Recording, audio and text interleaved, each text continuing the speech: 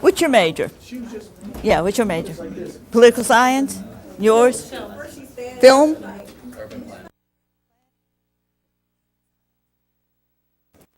Fish biology. What do you study with in fish biology? Dr. O'Connell? Okay. Imaging? We don't have a major in imaging. You're a fine arts major specializing in imaging. All right. English? Theater? Resource economics. Oh, well, you don't have to be embarrassed. It's okay. Somebody's got to do it. I don't go, I'm an exchange student, so that's my major back home. Okay.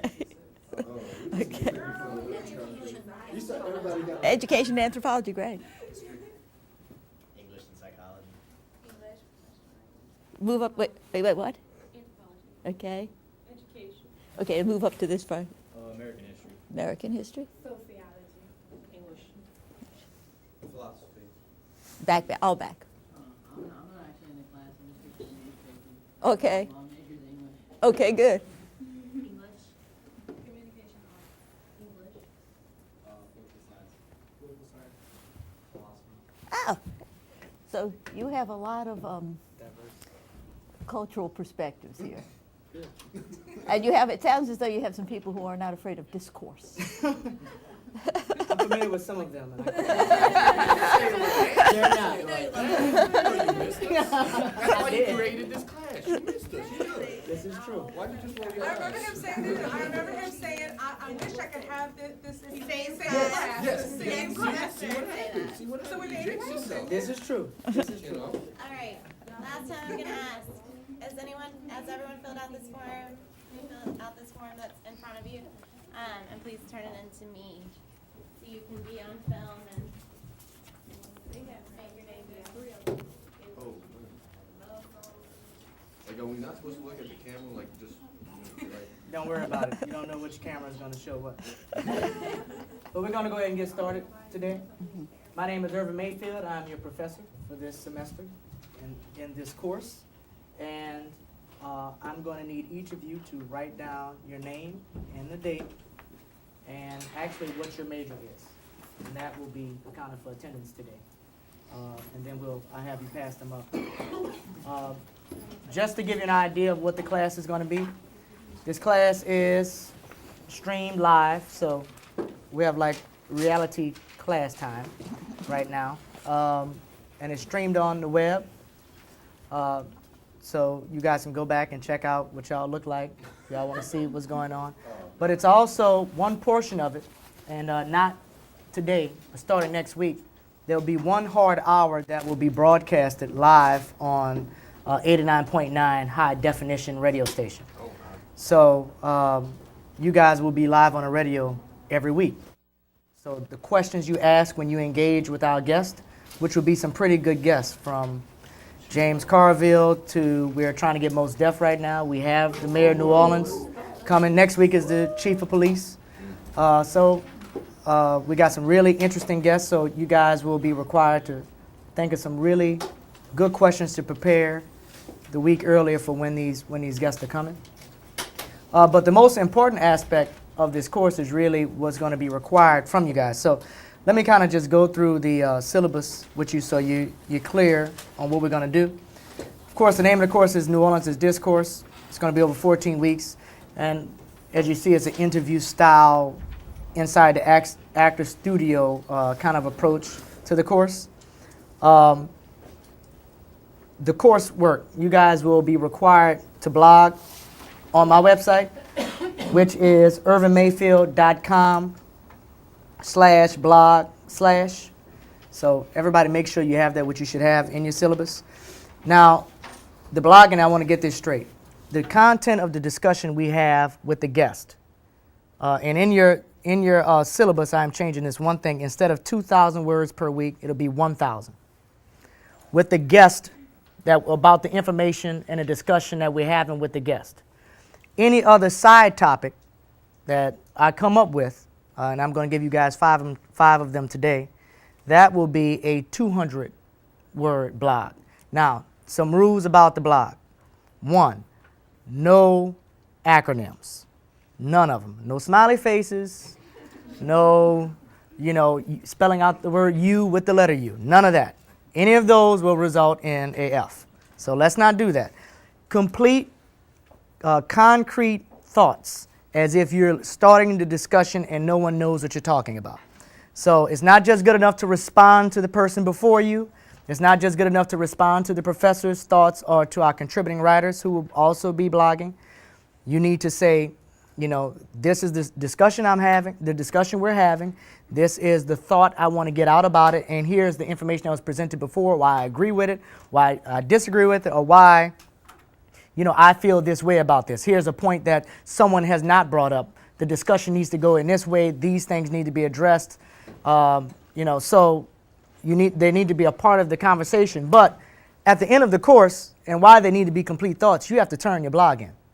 So if your blog is fractured and it's not complete, it's not going to make any sense.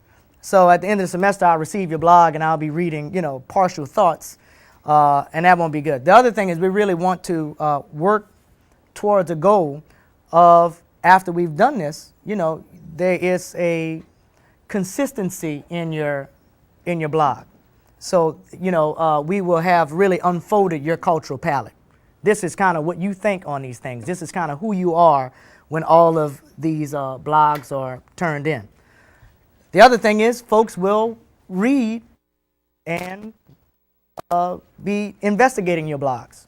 So, not only will you be on the radio, people will go to the site. They're going to see what the discussion is, and they're going to follow you. Of course, your first name, your last initial will be on there, so no one knows your complete name, but folks will be following you throughout the semester. So, the idea is to constantly step the level up. You want to take it to the next level. Every week, every discussion, dig a little bit deeper, refine your points. But it's really important to note that, the world will kind of be watching how you think, which is the whole idea of piloting this course this type of way. We get to really see where you're at on the issues, what you feel about the issues, and if you're growing through the issues throughout the week. Also, the final project, working in teams, students will be required to attend and participate in one extracurricular activity involving some aspect of New Orleans culture, i.e. attending a concert, a second line, etc. This activity must be a New Orleans-specific event in some way, shape, or form.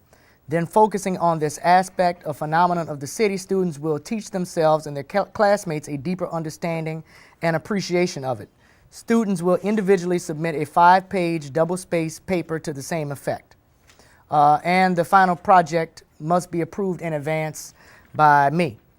I will also offer some apprenticeships this semester. And I think some of you guys had an opportunity for us to work together on a few projects last semester. This semester, we're going to take it to another level. So we have a lot of opportunities for that. Those of you who are interested in apprenticeships, you want to contact Stephanie Main, and her email is right up here. There's a lot of stuff going on. So when you go to my website or you're doing any of the research about who I am and what I'm doing, if any of those things interest you and you want to be a part of it, contact Stephanie. For anything else generally that I need to know about, if you haven't if I hadn't gotten back to you through my email, contact my assistant Sonny, and his email is right underneath Stephanie's email. The grading structure is pretty simple. Class participation, which includes attendance, being here engaged in the interview, and the discussions that follow discussions that are during the interview and the discussions that are after the interview are 35%. The blog is a hefty 35%, and the final project presentation and paper is 30%. Attendance is important. So as everybody knows from last semester was here, show up. You want to be here. And academic honesty is a cornerstone of the university, so you guys need to review that and make sure you understand it. We also have the class schedule here, and it's good to look up these folks, find out who they are, find out what they're doing. We had a good group of people last semester. This is a even better group of people, and the list is still getting better. The other thing is, if you guys have any ideas of somebody you want to come to the course, I'm welcome to take some ideas and some suggestions also. We may have an opportunity to do that.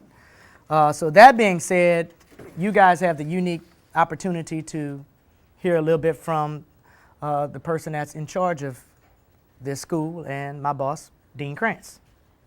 Just part of this school. Well, the school of The college. the College of Liberal Arts. Okay. Hi. And what do you want me to say? Whatever you like. See, I can Why do we- that. the course- He never knows what I'm going to say, but he does know by warning me that I'm being beamed across the country live, that I'll not say anything that reveals my potty mouth. No potty mouth. No potty mouth today. Okay. Same for you guys. Okay. Don't call me names today. Take that in my office. But I'm just really happy to be here, and I'm very happy for this class to be doing what it's doing, because I think it's a perfect class to be the inaugural class that we stream live, and that will be on the radio too. And so it's just, to me, to talk about New Orleans culture, and that be the course that I'm not, Finger marks off. I don't, Is it on mute? know. I see these live performances. Does it show a signal?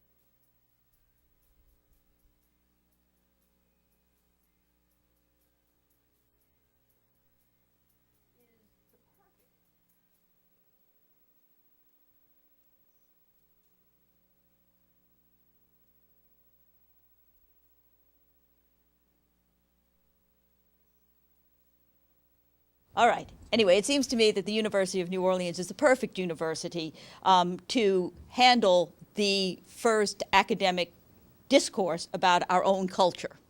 I don't know if all of you are from New Orleans or this region or not. It really doesn't matter significantly. What matters, I think, is that you're now participating in that culture, and that you're here testifies that you want to participate more. I hope that it also means that you think that the culture of New Orleans is worth preserving and perpetuating, and I hope that it will give you some impetus from this class, not only to appreciate a certain specific parts of the culture more deeply, as Professor Mayfield said earlier, but also to participate more fully in many more aspects of New Orleans culture.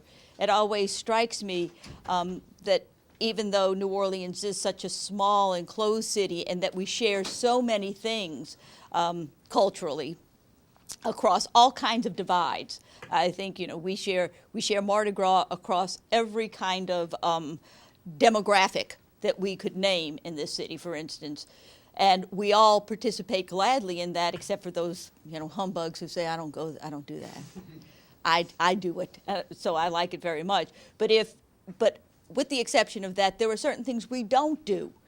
We're all, for instance, and I'm sure you'll talk much more about this, we're all very proud to be associated with the city that invented, or maybe discovered is a better term, jazz.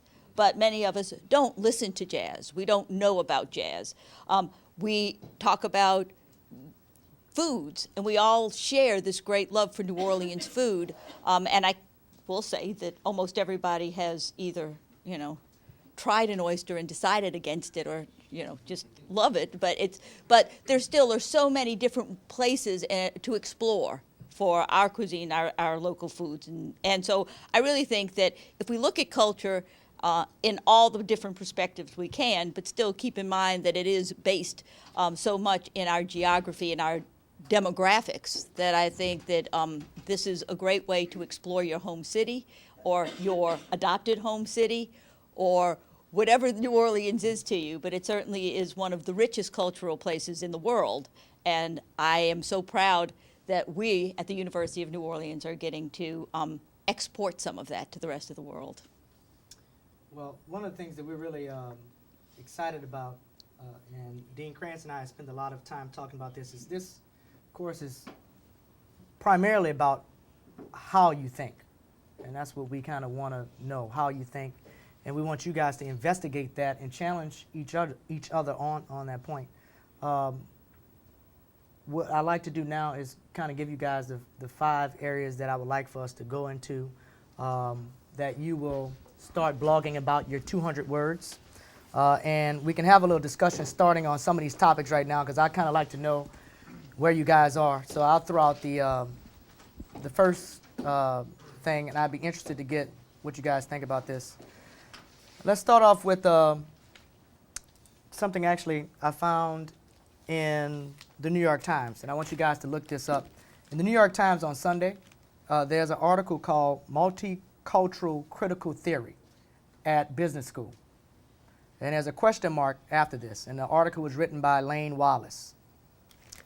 And what's interesting, here they're showing a professor at the Rotman School of Management, and they're talking about their new business curriculum. And they're talking about a lot of different schools of business, from Harvard, the Wharton School, a lot of really prestigious schools of business education. And the fact that what they're saying now is that they want all of the business school to take on a culture of the liberal arts. So all the folks that who are the next leaders of these, who become CEOs of the Fortune 500 companies, people we look for leadership, the folks on Wall Street, all these different people, they're saying that they want people to have more of a background in liberal arts. And this is an interesting article, but I would love to get some idea of why you guys would think that would be. Well, first, I would like to know, can anybody kind of tell me what the liberal arts is? And we're going on a record here, so you need to raise your hand, and I'm going to get Stephanie to bring a microphone over to you. So anybody have any idea of what the liberal arts is, other than the dean of the College of Liberal Arts? Don't worry about it. Even if you're wrong, it's okay. Everybody's going to have an opportunity to be wrong sooner or later in here.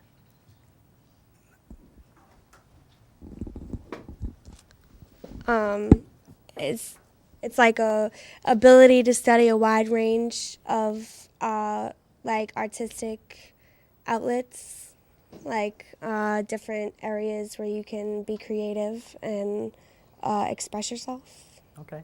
Anybody else?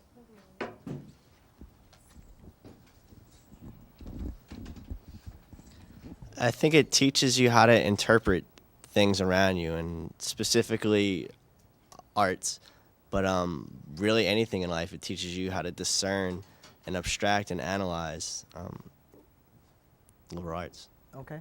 Anybody else want to take a crack at liberal arts? What are the liberal arts? Dean, you want to kind of tell us what the liberal arts are? Sure. I'm glad I know this answer because I'd be Wanna embarrassed give it if a I minute? didn't. I'll give you the whole lesson, but I'll do it as quickly as possible. The term liberal arts was one that was pretty much invented in English in the 13th century when people first started going to college, when Cambridge and Oxford were first made, when people first had this opportunity. They were called liberal because they catered to freedom, and it was freedom of mind, freedom of expression. Liberal as in liberty, as in library, as in learning. They were called arts because they were designed to distinguish this kind of learning, this higher learning is what they meant, from trades, what we would call professions now. I am not making any judgment about professional schools as opposed to non-professional schools. I'm not saying one is higher than the other. I'm just saying where it came from. So arts doesn't necessarily mean the performing arts or the visual arts, although the liberal arts include those. But it does mean that it's the subjects that are suitable, or what the people in the 13th century thought were suitable for people who didn't need to be trained for jobs, but were going to be trained to be the leaders of their communities, their churches, their countries, were supposed to understand. They're very different then than what they are now. I mean, nobody would have taught English to you when you were at school in England in the 13th century. They would have taught you Latin and Greek. But they would have taught you the languages and the literatures they thought you needed to know. Now we use the liberal arts in the same way. That is, when somebody studies history as an undergraduate in liberal arts, that person doesn't become a historian just like that, right? It's not a profession. It's not you study this, you become this. If you go to the College of Engineering, you study engineering, you graduate, you're an engineer, right? If you go to the college in the liberal arts, you study whatever you study, you can become that. You can become the historian, usually with more intensive graduate work, but the whole idea of the liberal arts is to prepare you, as you people have so rightly said, for anything, and to prepare you to hone how you like to do things with what you like to do, and to prepare you to get to a place where you can do it. So critical thinking skills, analytical skills, are just as important in liberal arts education as content skills. Whether you're studying literature or history or political science, you're studying that particular content because that is somehow directed toward what you like best and what you would like to do later. But we are all, in some ways, teaching analytical and critical theory. So I want you guys to find that article from last Sunday in the New York Times. Once again, it's by Lane Wallace, and it's Multicultural Critical Theory at Business School. It was really interesting to me because there was a real focus collectively amongst most of the prestigious business schools to not really have a liberal arts focus at all. And now they're saying very much that at business school, they want this to be the center of what people are using. Partially because of judgment and understanding business kind of in a context of what's going on in the surrounding. So if you're setting up a business in one place, it means one thing versus if you're setting it up in another place. And I give you one example. I'm on the New Orleans Redevelopment Authority Board of Commissioners.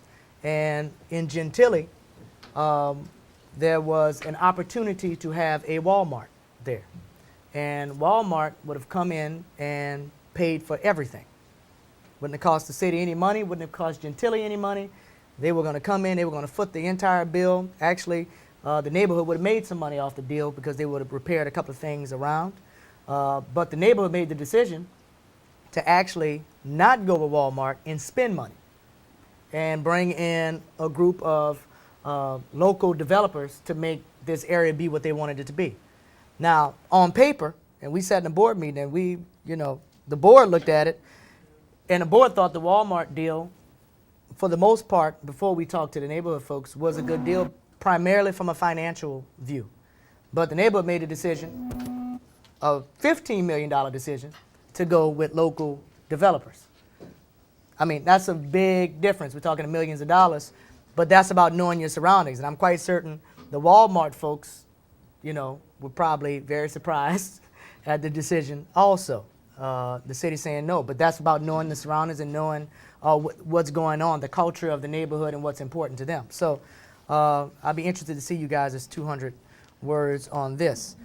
If I can add to that, in keeping with the liberal arts, this is a return, this kind of suggestion is a return to something that we had done in academics earlier.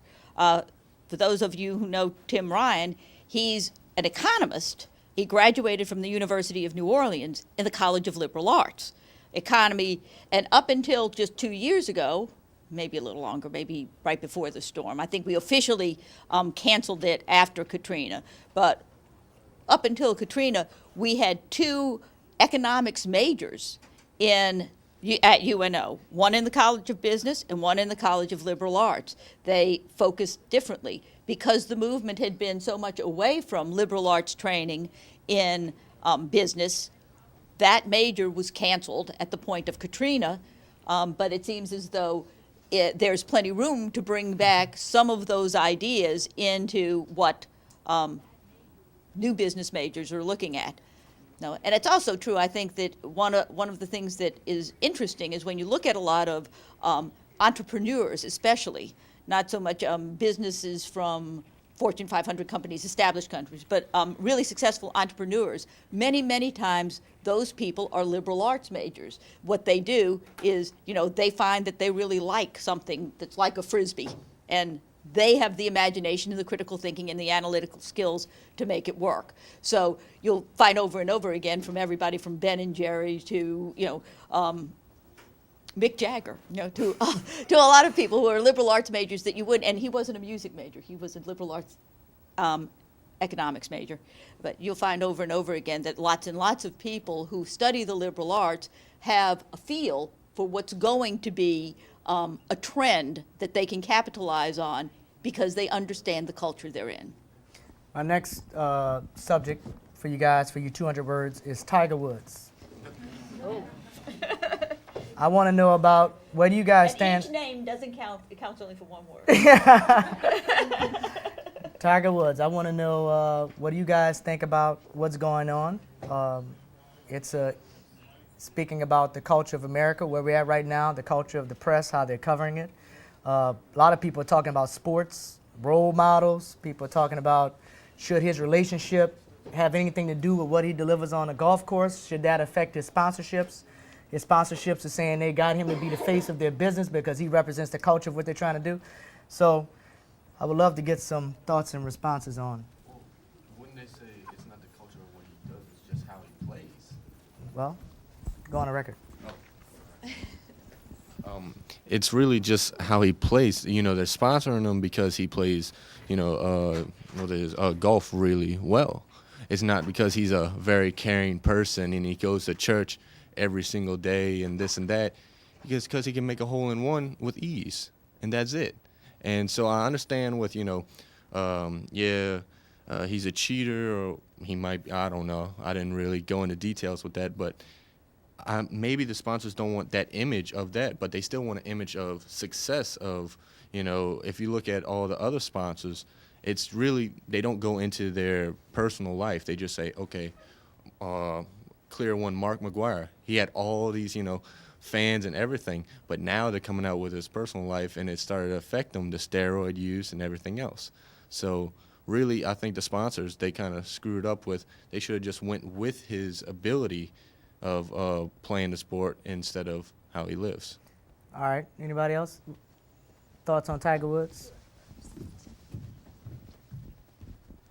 I think the media paid too much attention to it really, because he's Tiger Woods, but okay, there's so much other things going on in the world to really worry about it. And the comedy said about the sponsors, I don't think the sponsors was really worrying about how good he plays. I think they were worrying about money.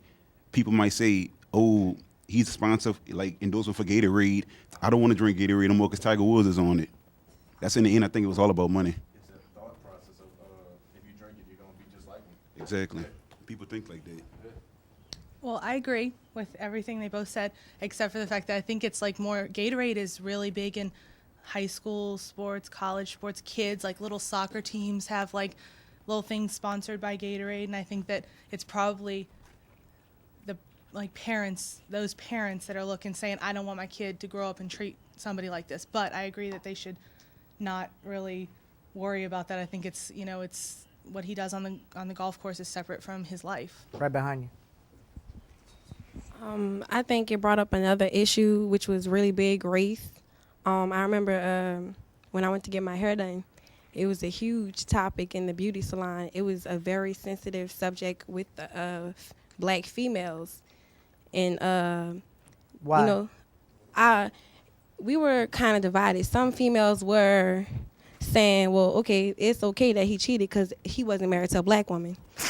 But then some black women said, that's what you get. He went outside his race, and we don't feel sorry for her because we can't identify with her.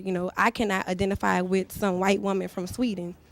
And then another thing was a lot of people were they didn't even care because he doesn't consider himself black. He doesn't identify himself as black. He made up his own race, you know. So it was like, well, you know, a lot of people were saying, especially my dad. My dad was like, well, I don't care. He not black. He doesn't consider himself black. So, oh well, good for him. Anybody else? Yeah.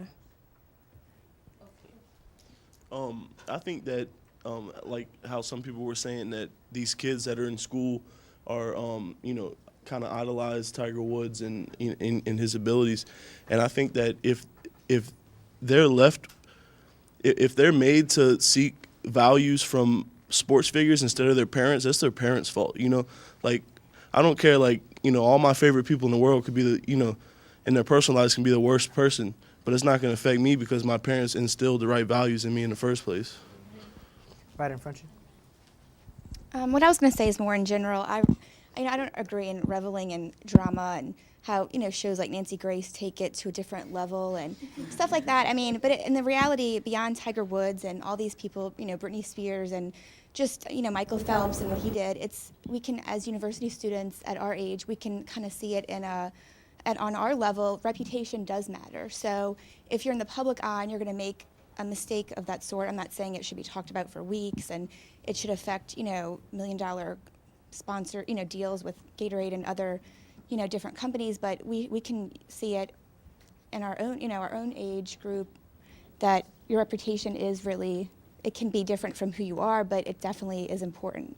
So if it's important for us at our age, you know, we're just university students, I mean, it's obvious that it should be important for someone such as Tiger Woods in the public eye. So. Yes. Anyone else? I would like to ask a question. Okay, a couple of you said it was all about the money. Why do you think the sponsors sponsor Tiger Woods? Okay. Because they're not going to sponsor someone that's barely making it. Like, they're not going to sponsor someone. What do they want? They want that. I can't think of the. Do they pay him? Well, yeah, through the sponsor, and they make them wear all the little, you know. It's because if they see the name Nike, you know, on the side of his hat, a lot of little kids, oh man, if I wear that, I'm gonna hit a hole in one. Let me go get that. So it is about the money, you know, and. Of course. Right. I mean, that's what sponsorship is about, the money. Right. Okay, how mic's working? I think it's working. So I'd like to ask, kind of do a follow-up question. And I think that, is it the scandal that are we asking questions about Tiger Woods because it will change his abilities in any way? Or are we asking questions about Tiger Woods and his sponsorships because we enjoy it? You know, I have an opinion that, you know, when Rolex canceled his sponsorship right before Christmas, I said, well, of course, because men don't buy Rolex watches for men at Christmas. Women buy Rolex watches for men at Christmas. And women are much less likely to respond to this by saying, I don't care, let me go buy my husband a watch so he can be like Tiger. So, I mean, to me, that made sense. It's not a matter of, it's not a judgment against Tiger Woods or a judgment for Tiger Woods. It's a judgment that is the sponsors doing something. It's all about the money. And I agree, it's all about the money. But this continuing saga of Tiger Woods or about any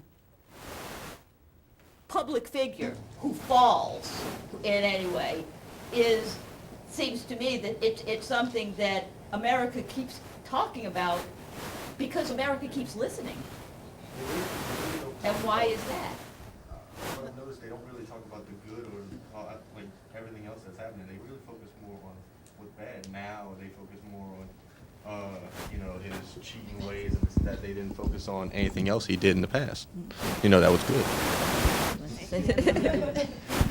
No, when it came to the moral side of the whole the whole sponsorship thing, I thought it was kind of funny because, you know, like Tiger Woods, he was a sponsor for Citizen, who makes watches too. Mm-hmm. And I mean, I started thinking, well, you know, one of the biggest sponsors for Omega watches is Pierce Brosnan for simply being James Bond. And, you know, think about the moral issues of James Bond. You know, a man going out there killing people and having loads of women. And so they drop him on a moral aspect. I thought that was kind of funny. And that's the thing that I also thought was interesting. You know, the sponsorship deal was all about the moral aspect of it, but no one seemed to really talk about it. They talk about cheating, they talk about how he's doing it and everything. that's a side issue almost now to the money, which I think is the more important issue of the issue of cheating on your wife and that aspect of our society, of our culture. You know, what role does that have in our culture? How is that reflected? And the way that that's being handled in the media, I think very poor. I think it's been poor, very poor. Well, let's stop on the Tiger Woods subject here, because something tells me we could talk about this all day. It's very interesting, I have to say. I've talked about it a lot. People have talked to me about it a lot so I've heard in a lot of different areas. I want you guys to think about when you're blogging on this subject, on the Tiger Woods thing. Let's think about, first of all, someone brought up values. What are the values for those folks with the sponsorships? You know, we talked about last semester about symbols and brands, core values. Well, what are the values for Gatorade? They have some values, and they're not hard to find. Look them up. What are the values for AT&T? What are the values for the PGA? And, you know, you then see, and what are Tiger Woods' values for his brand? He actually has a brand. He says he stands for certain values and certain things. Remember, when we're talking about the culture, we're talking about kind of the definition of it, what it's supposed to do, what it means, what its purpose is, the culture of a thing. And maybe he is redefining what his purpose is, or maybe we had a definition, maybe AT&T had a certain purpose, definition of what they thought Tiger was doing. But, you know, let's connect some of the dots. AT&T is about this, Tiger Woods' brand was about that. And the other thing is, where should this really be on the priority list? Is this really that important? You know, and how important something is a cultural question. How important is this? America's given a lot of time and a lot of discussion to it. So let's see where the discussion brings us to figure out how important it is.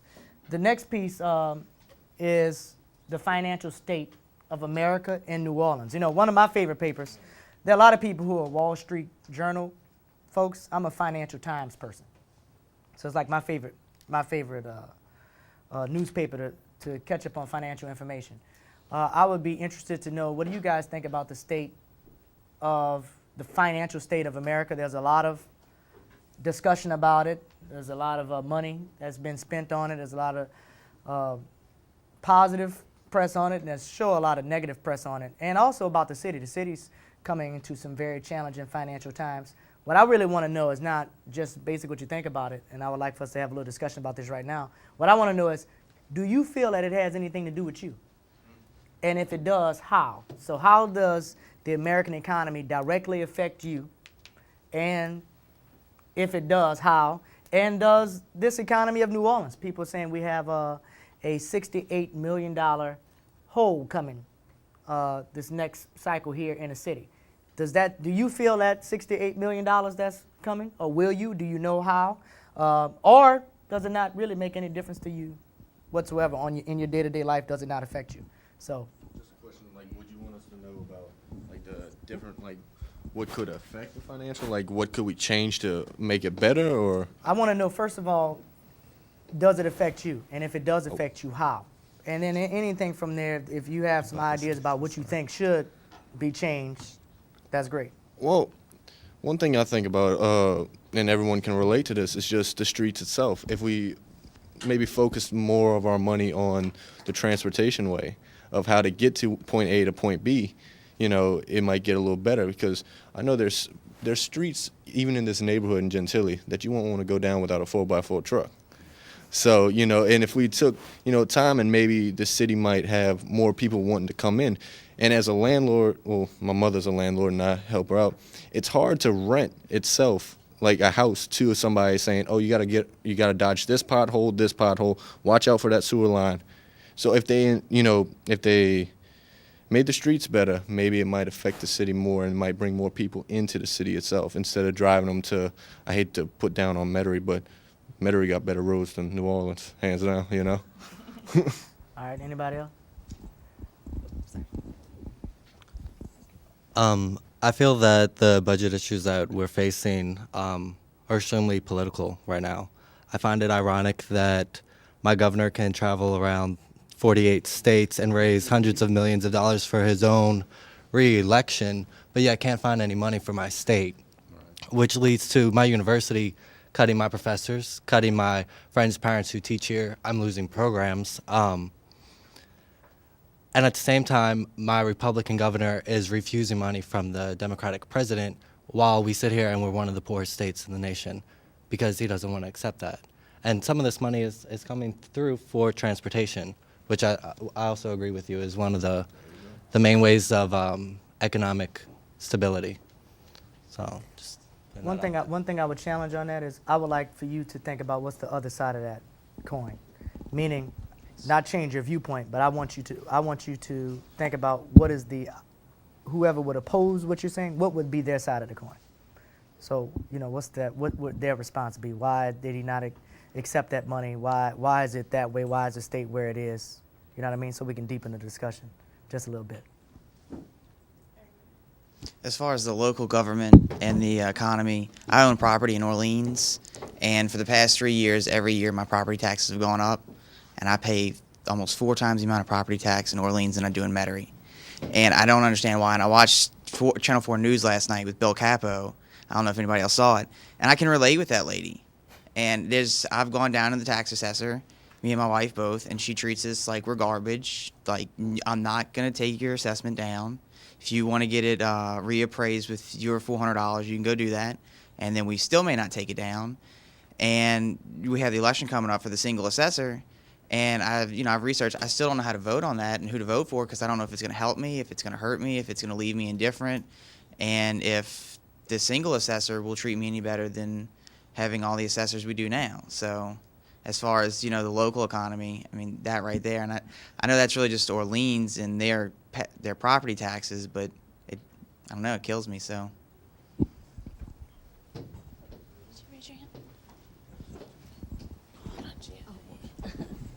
I'd like to ask a question.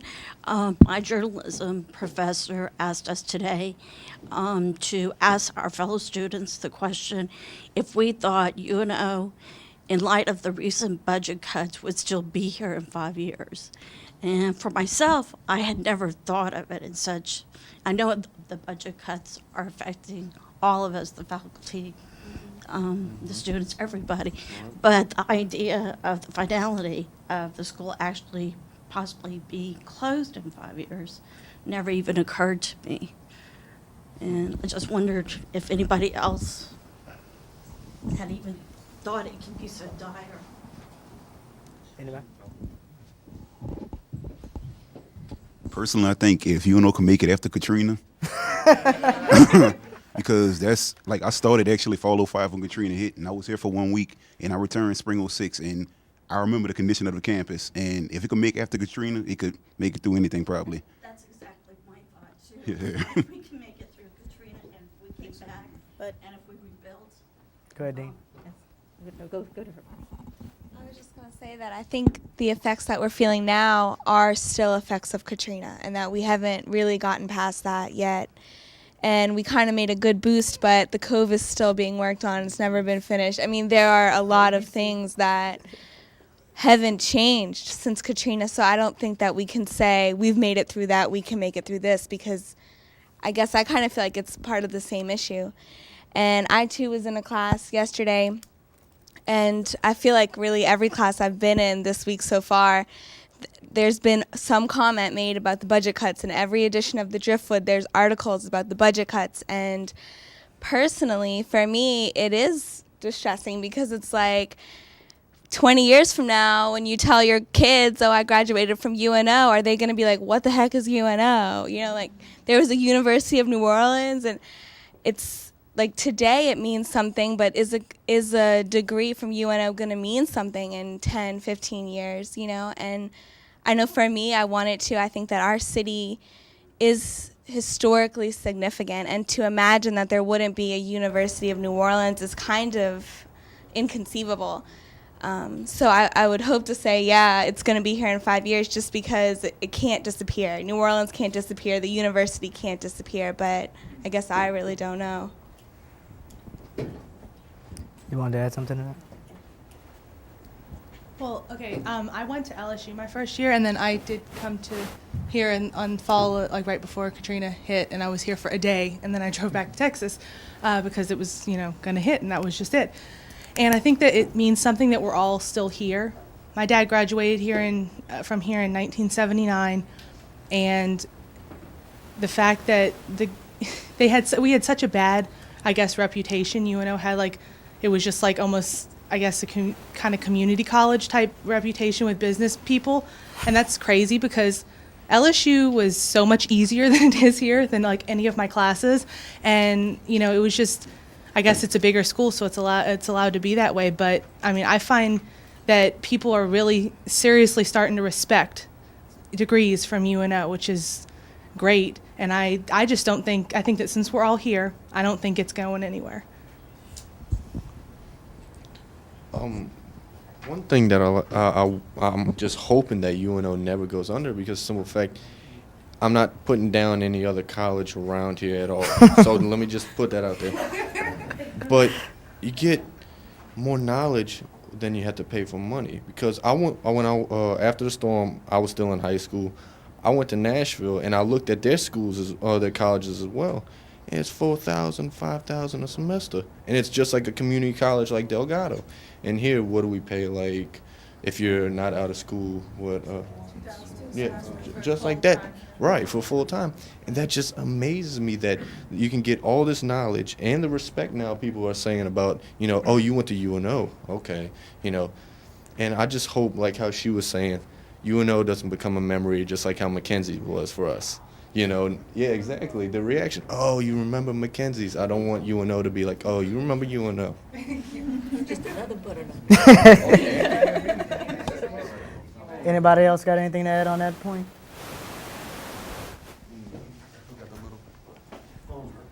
Someone made the point that you get a lot. I think you made the point you get a lot of knowledge for for less money than if you were to go to a big school. But the thing is, like, you know, we're all here to get a job, really. You know, we all got to eat. You know, you can tell I eat, but I want to get a job when I graduate, and the bottom line is your degree is worth whatever your university is worth at that given time. You know, if people that went to this school or graduated from this school 20 years ago are reaping the benefits of our degree being worth something now, you know, so what's my degree going to be worth 20 years from now when they've cut athletics, they've cut where they're going to cut next, Greek life, whatever. You know, what's our school going to be worth 20 years from now when I have the degree and I want a job? They're going to cut the theater department first. Cut the what? I said we're going to go first, the theater department. Now, where'd you hear that? It's just, that's the usual thing. The arts is the first thing to go. Like in high school, when the budget cuts came down. You don't know me at all, do you? No, I'm just saying. Oh, I understand that, but usually that's the first thing to go. And they've already cut some of my programs and my classes. No, that's it. Wait, do you want to? I got a half-time torch. Anybody else? In the back? The thing I find terrible about the budget cuts here at UNO is I was just reading, you know, they sent out that mass email to all the students that they got rid of the proficiency exam. You know, some people were all up in arms about that. And then there's all this talk about how the state requirements for our degrees are going to be changing next year and we're going to lose all of our science labs. Now, you know, I've always been of the philosophy that you come to school, come to college to get an education, and secondly, a degree. And I think that those cuts right there really, really hamper on that mission of the college, to educate, first of all. I mean, sure, a lot of people hate taking a proficiency exam, and a lot of people have trouble in taking English 1158 like 3-4 times just to pass it. But it has its place in the process of education, and that's really, I think, the main goal here is education. And I know, like, some of you in the liberal arts department hate people like me because we'll stay in college for 5-6 years and want us to graduate. You better be out 5 years from what I'm But no, that's just my whole point. Is that the budget cuts, you know, they offend me a little bit because, you know, suddenly it's detracting from my degree, is saying, you know, well, I didn't meet certain requirements that could have made it more strenuous, a lot more credible, you know, and that gets to me. That really does, because I value the education that I'm getting so much. I would like to. Your mic is on. Oh, my mic is on now? Oh, good. All right. I didn't know that. I forgot. Oh, well, now it's not. Your mic was almost on. It's on. It's still on. It's still on. Okay. I just want to comment on some of these changes in the curriculum. And you're right. The state has, last year's legislature has had commissioned several task forces to look at higher education and to make recommendations.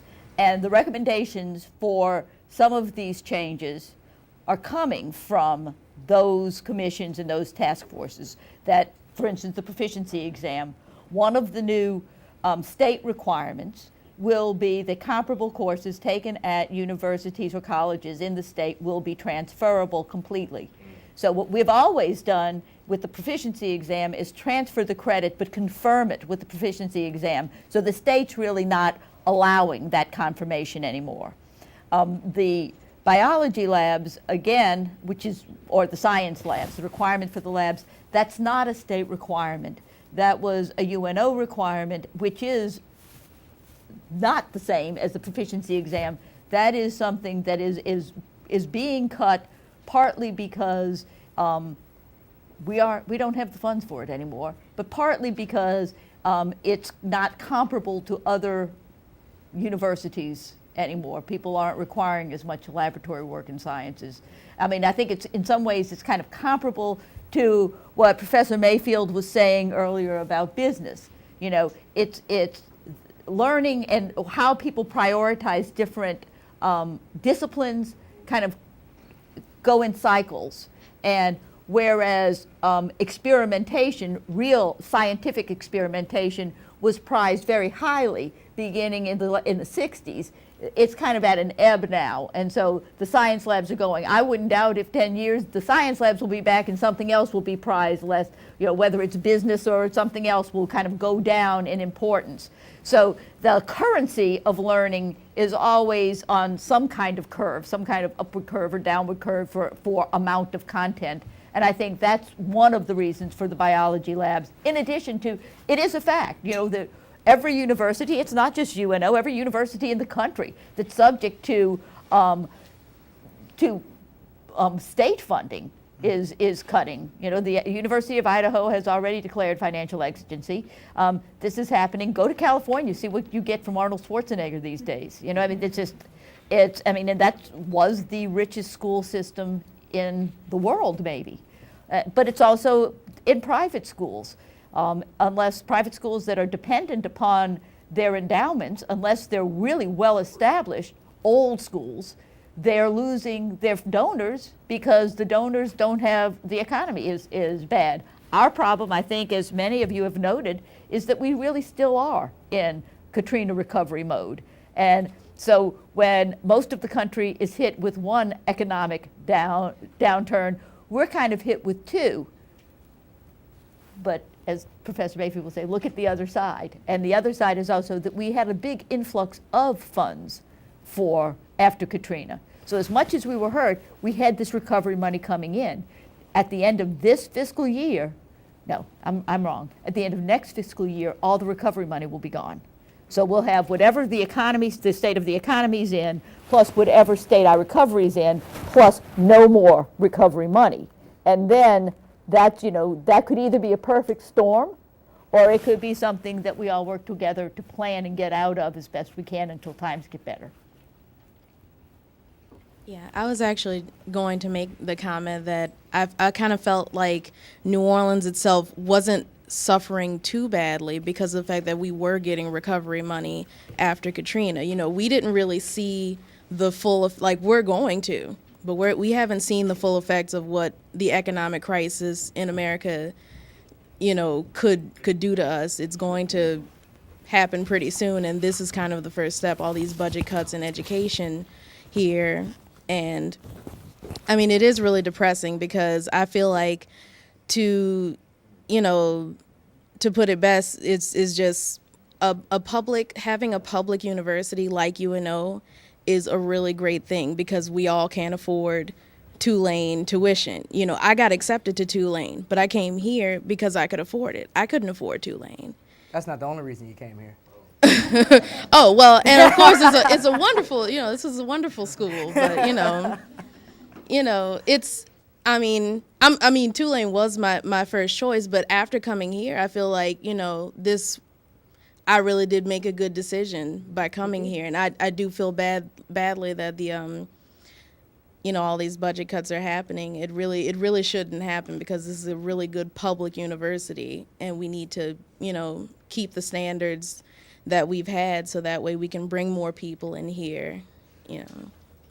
And if I can just address that again, we are keeping the standards that we had. And I think that everyone is completely committed to that. And to go back to some earlier conversations, there is no one I know of in the business community, in the cultural community, in the creative community, in government, in any community in this area that won't tell you that the graduates of UNO are the best graduates they get, and on a regular basis. I mean, whatever was the reputation 15, 20 years ago, that's not the reputation now. We trained people at UNO to think, and you always already come willing to work. So it's the product that UNO produces is prized in this area. I just one quick question: is the enrollment down? This semester? Well, yeah. This semester, no. Actually, it's up from when we do enrollment data. It's fall to fall and spring to spring, because spring semester is always smaller than fall semester. So when we look at it, we'll look at fall 2008 compared to fall 2009, spring 2009 compared to spring 2010, and we're up on all categories in spring 2010 from fall 2010. It's just not a lot. I mean, a couple of 3 percentage points, but the growth has become steady, and I think that it's stabilized. You know, of course, you don't want to cut people's programs, because then, you know, the cut saves you money, then you lose students. So what we're doing in every cut we've had is trying very, very hard to preserve as much of the academic integrity of the university as possible, even if it does mean that the buildings are even dirtier than they were, you know, which is sometimes hard to believe, but could happen. Okay, my next one will be down to, this is 4, I believe, right? 4 is, and we had a great discussion on this last semester. Race. Right now, one of the things I keep seeing popping up in the paper, because we have an election coming on, is people start talking about race. Race relations, is race an issue, is race not an issue? You know, we have the first African American president, Barack Obama. It's been a discussion at the national level. It's a discussion right now in the city of New Orleans. So, you know, race is an important part and a definitive part of American culture, and definitely of New Orleans culture. So, let's have a little discussion basically on race. Is race an issue? Is it not an issue? Stephanie? No problem. It's ironic you say that, because I'm sure everyone heard about the comments from Harry Reid. He said about Obama. What did he say? That he was light-skinned and didn't have Negro dialect. Unless he wanted to. Unless he wanted to, yeah. And one good point, a commentator said I saw on CNN was saying how it was kind of a shame of how they talked to so many African Americans in 2 days on that topic, but it's like they don't grab at African Americans more for other topics. And like when he said that, like it really made me think, because like I watch CNN, not Fox, but I watch like CNN, MSNBC a lot, and I really thought about it. I was like, wow, that's really true. And I really personally don't hold it against Harry Reid. I mean, if anybody can always say, sometimes you'll make comments you really don't mean, and like Obama said that he's a real supporter of, you know, civil rights and the Democratic Party, so I don't really hold it against him. It definitely was a mistake. But at the same time, I did wonder what people were saying, what if a Republican said that? How would they look at it different? That's interesting. Who else?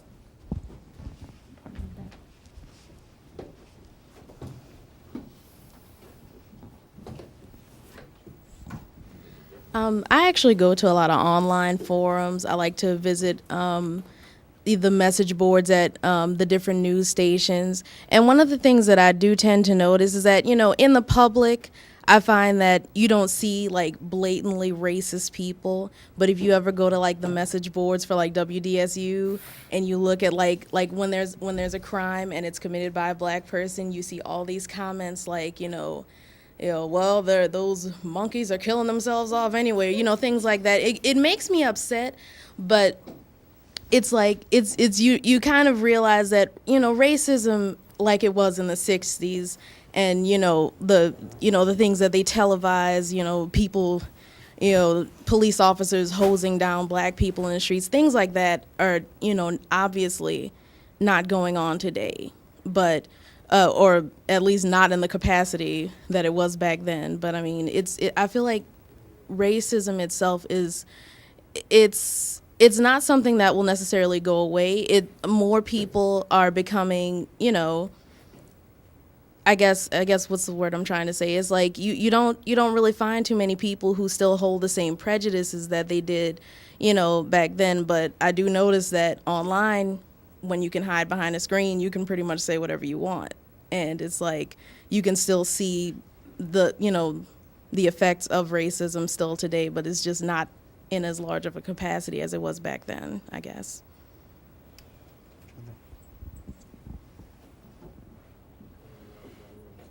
I think as long as there is race, there will be racism and race issues. Ignorance is colorless, though. So, the more we progress as a society, being more open with each other, I think we're getting less of an excuse of for being ignorant and being sheltered from other people with other perspectives. So. I think education is obviously the solution to all that. So that's all I have to say.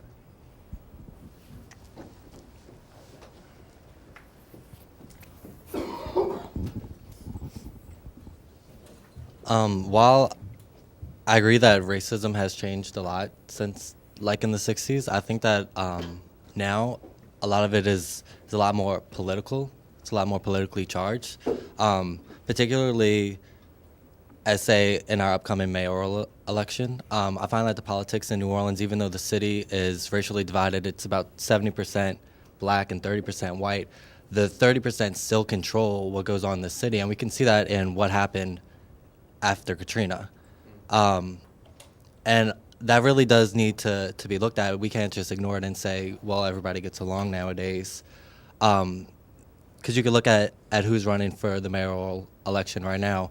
A lot of the candidates, like Ray Nagin didn't just win because he had the black support. He also won because he had the white support. Who was he really answering to? His black community or the white community? So race is very important here in the city, particularly because we have this, the minority white who are fighting to keep control of the city because, unfortunately, they are the ones who have the control over our politics, which controls the money. I just wanted to bring up the issue of before the storm race.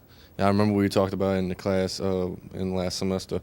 I think it was big back then because anybody that's from New Orleans, I'm not a racist, but when you think of a public school, what kind of student body do you think of?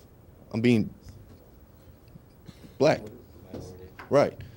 You don't know that there's different, races that went there. I went to a majority black high school as well. And one thing that I stumbled upon is that the government even labels it itself. Because at my school, they had a little survey that went around. And you were to fill it out, what your opinions and this and that were on it. And then it had a little box that said, check your, descent. And it just said African American. And that got me because even the government, even our city thinks, well, this school here is just predominantly African American. This school here is predominantly white. And then I found out, I remember one of our fellow classmates, he went to Ben Franklin, and that was a mixture school. And that same survey had African American, Caucasian, Asian, every little, descent in the world. But when you go to like one of the public schools, like Warren Easton or McMain or Kennedy or any of those, it just had African American. And that still stuns me today. Stuns me now. Anybody else got anything to add on that? I think it's important also to realize that race has played an important part of the formation of our culture. One good example would be, with the influx of workers, specifically from Latin America, how has that changed our culture? And our culture, as far as I'm concerned, has been based on this melting pot. New Orleans is so diverse. but it seems we've taken a step back, and we seem to see racism only as maybe white and black. Like, I'm Jewish, and I still see a lot of the stereotypes and the mistaken concepts. But all of these groups have played a very influential part of our culture, and I think it's important to realize that this issue is still affecting our culture. Okay, anybody else? All right, well, for the last subject that you're going to blog on, we don't have to discuss today. I'll just be interested in reading about it in your blogs, and that is my last 3 CDs. So my last 3 CDs. This is better than it was last semester when you had to just talk about it at the You moment. made his name on the top of the, like, you know, on the top of the head. What's the name of our CD? The last 3 CDs. It's like you and Nejo. If I was on the CD, I consider it my CD. If my picture's on it. If you CD, my picture's on. With your picture on. You can get the titles of them. Wherever you can find them. I'm quite certain y'all are resourceful. The newest one's Grammy nominated. So, my last 3 CDs, y'all. Check that out. And for... So everybody's clear on our topics for our first blogs, 200 words apiece. Do some research so when we engage with Chief Raleigh next week, we're prepared for him. One of the things I think you guys should check out is there was actually a couple of incidents that were reported about musicians in the Treme area, 6th Ward, New Orleans, where there's a large history of music and second lines, where there was, some confrontations had between the police and the musicians. Some musicians went to jail behind that. The chief had to address some of those issues. He and I actually worked together on some of those issues concerning that area. But something to be said for, doing second lines and people trying to figure, a lot of the new folks moving in the area don't really understand what second lines are. So it's interesting to kind of talk about that. Also, the culture of crime. The city of New Orleans, how important is crime? When people talk about crime, it makes it as being one of the issues that are most important in a city, which means it's something to do with the culture of this city. And then it's just the culture of crime itself. What is the culture of crime? I think these are all kind of good things that the chief can address. And also, what's your relationship to the issue? I talked to some people that really say, crime and them don't ever intersect.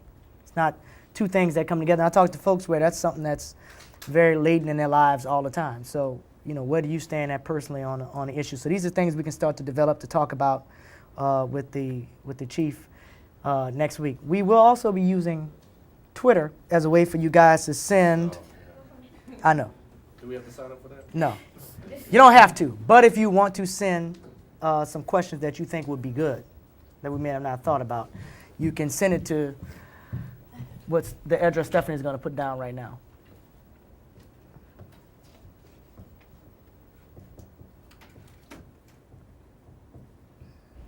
What do y'all think about Twitter? Y'all don't like Twitter? I've never done it. All right, everybody who loves Twitter, raise your hand. Don't be embarrassed. Everybody who hates Twitter, raise your hand. Everybody who likes Twitter. Okay, so why don't y'all like Twitter? It's stupid. Why you gotta update what you're doing right now? Or something like that. Is that what Twitter is? Honestly, give me a definition. What is Twitter? Is Twitter when you update like what you're doing right now? Just little bitty. Oh, you Yes. look like you're raising your hand. God. Oh. You're on still. Anybody on. want to? Anybody want to tell us the issue they got with Twitter? Twitter, I think, is just the stupidest thing in the world. I mean, I'm not knocking anybody that does it. I mean, if you do it, that's okay, fine how with many you. people do Twitter in here? Don't be embarrassed. Nobody does Twitter in here, okay. No, she did. She did. Yeah, they do. There you go. And is it just stuff about what they did right now, or is it in the past? See, no. The thing is, I'm glad you have to take a shower, but you don't have to write about it. I mean, I will know if you take a shower if you stink. It's stupid. Okay, first of all, I have to defend Twitter do not just update about showers and stuff. Like, we actually have discussions about different topics on on Twitter. Like, right now, the big thing is the Haiti situation. But a lot of people on Twitter that are from New Orleans, we're like comparing it to Katrina, and we're wondering if the same, like my Twitter, my tweet about the Haiti situation, I was like, God, I hope they don't have to sit on their roofs for like 3 to 5 days, like, people in Katrina. And then like people hit me up about that and stuff like that. So no, I do not post what I ate the night before or anything like that. Let me ask you, have you ever posted about you just, shifted from this, yeah, I'm asking her that. Come on, be just.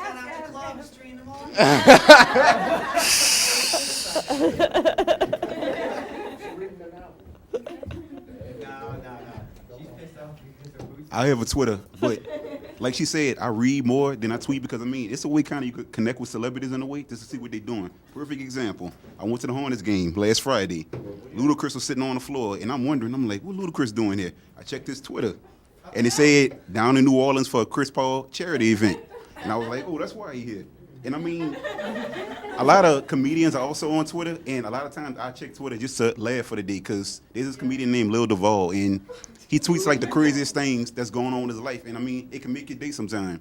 It's just a way you can connect, and it's like really celebrities tweeting and they say what they're doing. I don't check it all the time. I'm not addicted to it at all. And like if I tweet something myself, it may be once a week maybe, but I do it more just to read, just to see what's going on. Anybody else why they don't like you already had said just on Twitter? Okay, go ahead. One more. Just real quick. To know what celebrities are doing, that's why they invented a newspaper. And, rate all them stations. Yeah, and Google. I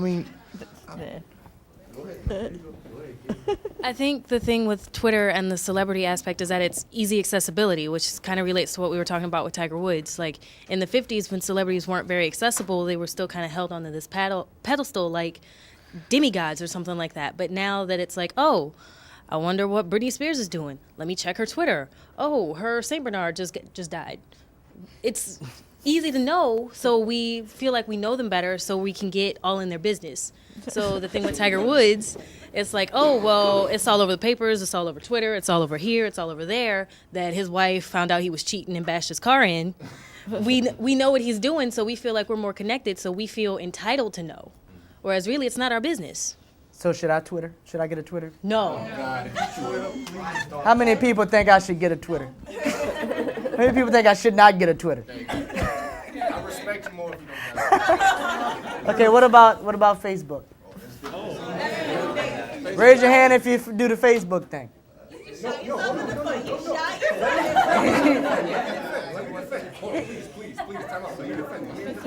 No, we're not going to him. You can blog about it.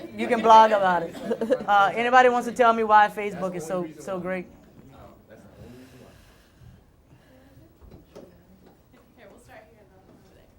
There's just so many dimensions of Facebook. Like there's the status things, which is like Twitter in a way.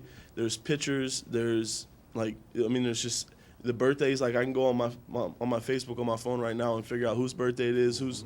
I can figure out what kind of parties are gonna happen tonight. Where is everybody gonna be at?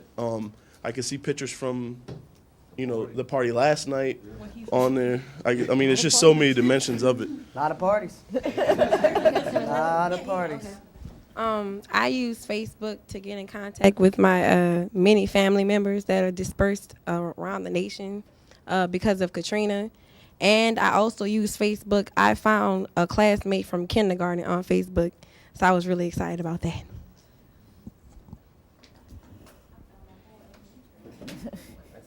You have Facebook?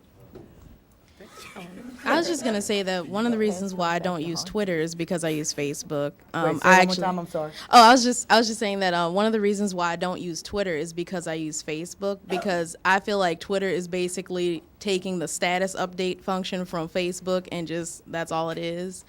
And I don't really follow celebrities at all, so I probably wouldn't use Twitter for that either. But Facebook, I just like the community aspect of it. Like, I like the fact that I can have my different communities. I have my family members who I can all talk to. and we all had, even my aunts and uncles and, my grandparents, they all have Facebooks. So How many of you English majors in here? How many people are English majors?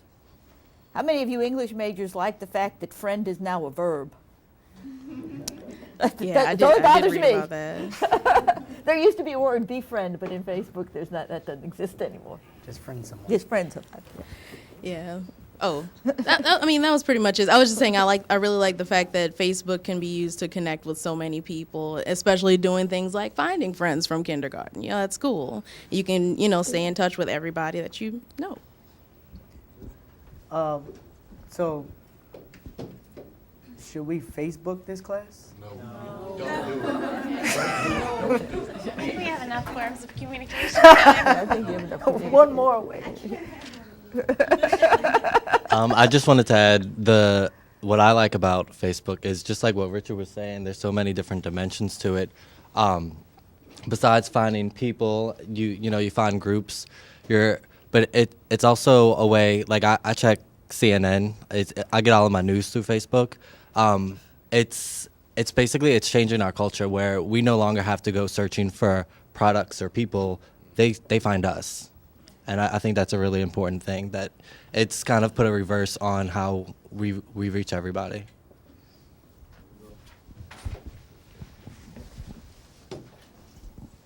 As far as Facebooking in this class, I really wouldn't mind being able to post my assignments to your wall. That'd make things a whole lot easier. Kind of works that way on the blog. Works that way on the blog. Okay, well, are there any questions or any comments about class or what we have to do? Maybe, yes. About the 1,000 words, you know how you say we have. Want to give him the microphone? No. All right, he doesn't want the microphone. Go ahead. Yeah, well, everything's on the record in there, but go ahead. All right. What's your question? How you want us 200 words per topic? Let's say if you had a topic about Twitter and then you had a topic about, I don't know, financial state or whatever. I might write about 500, 600 words on Twitter. Do you think maybe I might not have to write towards the other one, or do you want to at least something towards That is the minimum requirement. 200 per On each topic, topic? 1,000 per the topic with the special guest we have. So that's the minimum. If you want to write 5,000, but remember, at the end of the day, you have to turn this stuff in. And I'm going to look at that. And so what you turn in, I have to read. So I have to sit around and read, everybody's thing in here. So, make it worth my time when I'm reading it. So is there a 1,000 word blog due this week, or just the 5? Just the 5 200-word topics that we went over. Not Twitter and Facebook. That was Lanyard. Oh. Oh. In the back. Are we turning in hard copy on the floor or just on the computer? You're gonna turn in a hard copy. You're gonna be able to extract your blog. We'll have a way you do that. You extract it and everything you've written. Any like journalized message? Yeah, exactly. You'll turn it in at the end. But it is a blog. It is to be blogged every week. Just recognize, as you're blogging, what you're putting in is what's going to be turned in, right? What you're putting on my site is what I'm going to take out. So, anybody know why we're doing it this way? No confusion. Why? One, because what happens when you go to most blogs? There's a common negative comment about most blogs, which is what? Okay, for instance, if you go to, I don't even want to name a site because we'll be in the paper. Put me naming a site. But let's just say you go to some normal local, let's say it's a star blog. Kanye West got a blog. People go and put comments. Usually the comments go to the lowest common denominator, right? So one of the things that we're doing is we're saying that we can elevate the conversation at a very high level. So because we're elevating the conversation, we want to even make sure that the content of your blog is something that's worthy enough to turn in to count for 35% of your grade. So when you're blogging, it's not just about blogging and randomly saying something. It's about seeing what the professor said. I would start with definitely whatever the latest thing that I wrote be, have it be in response to that. The second thing is also look at what the contributing writers say. We're going to change contributing writers throughout. We have some really good contributing writers. The great thing about it is that we can get anybody to be a contributing writer. So, it could be from Wynton Marsalis to whoever it is. being a contributing writer. And that's going to happen, and those are going to change. So see who's doing what with that. And then look at what each other's saying. Join the conversation. Get your points in, the things that you need. But join the conversation and move it in a direction. Let's give a hand to Dean Krantz.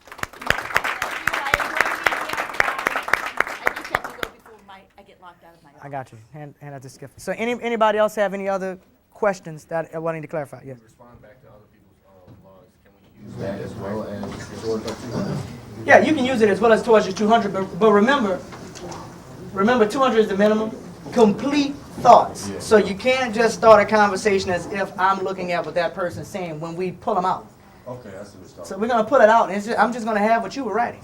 So you need to define and be very clear, this is what I'm talking about, this person just wrote this, this is where I stand at on this subject. And I think it's going to be a very interesting exercise because when you kind of have to be critical in your thoughts like this, as if you're turning something in, it's very different from text messaging, BBMing, all the other stuff that people do on a daily basis. Any other questions, anything else? All right, well, yes. I just wanted to confirm, you said we're not doing the 1,000 this week, we're just going to do the 200. We're not doing the 1,000 this week, we're just doing the 200. And the blog is going to be policed, is there going to be someone over it, so someone like from the general public blogs? Oh, this is the great thing. The general public cannot blog on this site. So you guys are the stars. But they can see everything you blog. But they can see and report on whatever it is that you're writing, and they probably will. This one event that we just had now, that's going to be on the website or whatever stream. Like I'm trying to understand what you're talking about, like stream. Like is it going to be on the web? You want to explain to them about the stream? All right, well, there's two websites on there. So the UNO site is where everything's streamed. So as this whole class has been going on, it's been streamed on the internet. So if your mom was home and happened to strangely go to that website, she could have seen you asking questions. After the class is over, it will also be available on the same UNO website for you to rewatch. So if you go home tonight and your show's not new, you could watch it all over again. And it'll also be available as a podcast on the radio as well through WWNO. So there's a million different ways that you can review the class if you forget something or you want to review something. The blog site, which is also on there, irvinmayfield.com/blog, you all need to go on and confirm your accounts. So you'll log in, everyone's username is your first name, your last initial as one word, so be Irvin M. Then your password right now is change this, one word. So you need to go in and change it so that it reflects whatever you want it to be, so that no one can hack into your account after today, because this is on the internet right now. And then also, if you are on Twitter, you can follow the class, ask questions. If you get online tonight and you can't access the blog site, you're not able to log in, send me an email and I'll fix it. They might have just entered your name wrong somehow. So. If someone else is writing in your name, please let us know as soon as possible. Any other questions about what we have going on? Cedric, anything you want to add before we get done with class? Hello, everyone. I am Cedric Scott. And Stephanie. I am Cedric Scott. I work with Irvin. I will be Cedric Scott on the blog, just in case you guys wanted to know. So it's not a mysterious person at Irvin's mystery shopping you're blogging. I am the president of Irvin's record label, Irvin Mayfield. So I will be reaching out to you guys. We may have a subject matter. Amanda Shaw. Be on the lookout. Ooh, I heard a ooh. Is that a good yes? Oh, okay, good. Buy her CD in March. Thank you, everyone. The other thing real quick about the names on the blog, if you see someone who it's their full name, as in Cedric Scott, Irvin Mayfield, Stephanie Main, that means they are an admin for the page.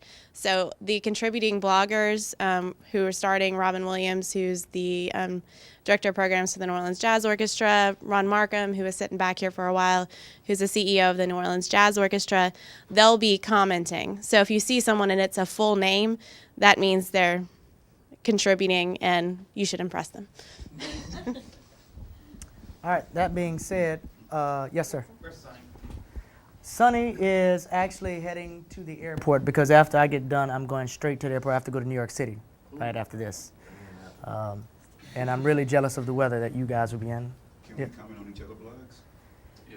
Yes, Yeah. it'll flow like a conversation. So, But remember, I just want to say this, that remember, you can comment, but complete thoughts, because at the end of the semester, you will be turning in your blog.